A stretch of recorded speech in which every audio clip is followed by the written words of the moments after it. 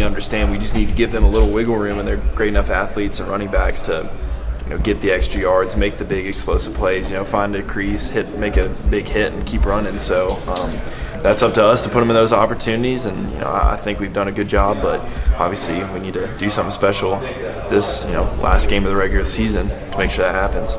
You obviously know Todd Gurley personally. You've seen Keith Marshall was in the league there for a while until he got hurt.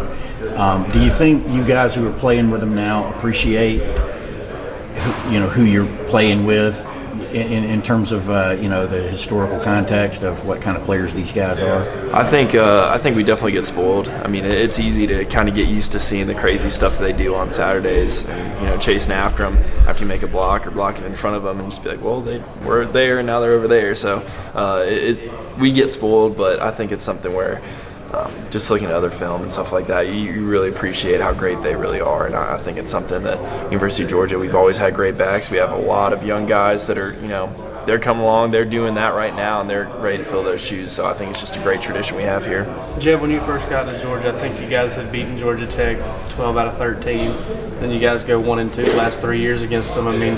I know this game's important because it's the next game, but how hungry are you guys to kind of even that up and maybe set things right before you leave? Yeah, when I came in, it was just like you never lose to Tech. If that doesn't happen, then we did, and it just kind of shocked you. I mean, times have changed. I think they've really developed into a great football team and a great program, and this is something now where you have to prepare for them completely different. We even played my freshman year another triple option team the week before to try to get ready. It's just something where how unique they are and just that style of offense, it just presents such a challenge where they're going to give every team a good run for their money. I guess in terms of distribution of times you're catching ball versus blocking, do you feel like your role has evolved in the last 4 years? Or? Yes. Yeah, I think statistically that shows, but we're a bunch of guys where obviously everyone wants the ball, everyone wants to go out there and catch touchdowns. Selfishly, I want to go out there and catch every touchdown. If the ball's in the air, I want it in my hands. We're competitors. That's what we do. But in the same sense, I want to help the team win. This is what's being asked of me. I understand that. Every practice we're going out there to, try to show them what we can do, but we're winning games. So I have no complaints, and even with our one loss, we're going to go out there. This is the identity that we have. This is the team we have. This is the way that we're conducting business, and we're all in. We're all in for the team, regardless of, what our identity is. You look at the receivers, they've really stepped up their blocking. That's why we can win some games. So I really appreciate their selflessness, and we're trying to mimic that ourselves. So do you feel like as a position group, some of the pride in your performance is coming from how the run game's doing? Oh, there's no doubt. That's a big part of what we do.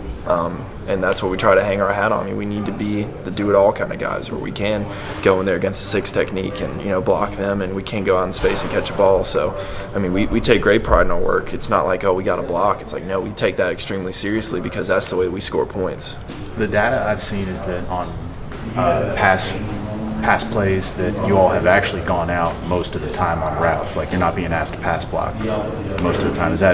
I think that's about right. Yeah, I would say so. This year's just been such a year that on the ground we've been doing amazing things. So I'm not complaining. Let's keep the ball rolling. So whatever's working, let's keep at it. And I think it shows an aggressive style and a physical style of ball that we're trying to have here. What I mean is you guys are going out on routes, and so basically the ball is just not coming to you for various reasons. It seems.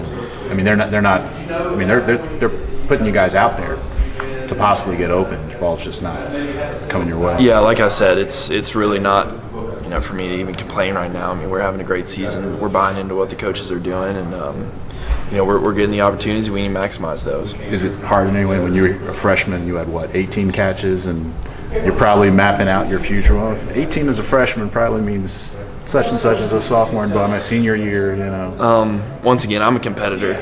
Selfishly, yeah, but it's not about me. It's about the team. It's about winning games. It's about 3 other extremely good tight ends and through more, and then a 4th on the way. They're going to be here. We need to develop this program. We need to develop every tight end, and there's no room for selfishness here. It just doesn't work. I've seen it happen. Some of those guys have had to leave. Some of those guys have left on their own. It's just this is a team sport, and in order to win, you need to give of yourself for the team. That's why I love football.